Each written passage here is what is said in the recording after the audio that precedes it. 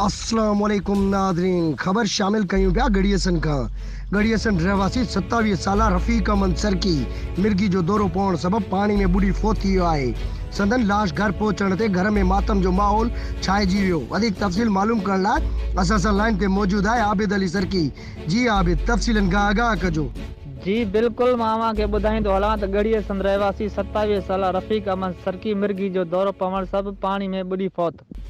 लाश घर पहुचण ते कोराम मतल। गड़ियसन रहवासी 27 साला रफ़ीक अमन सरकी वलद महमूद सरकी ज़रई ज़मीन ते पानी ॾियण लाइ वियो त अचानक मिर्गी जो दौरो पवण सबब पानी में किरी पियो। जॾहिं त काफ़ी टाइम खां पोइ रस्ते वेंदड़ माण्हुनि खेसि पानी मां बेहोशी वारी हालत में गड़ियसन रूरल हेल्थ सेंटर में खणाए आया, जिते डॉक्टरनि चेक करे मौत जी तस्दीक कई। रफ़ीक अमन सरकी जो लाश घर पहुचण ते घर में कोहराम मची वियो। जी वॾी महिरबानी आबिद सरकी, तफ़सीलन खां आगाह करण ते।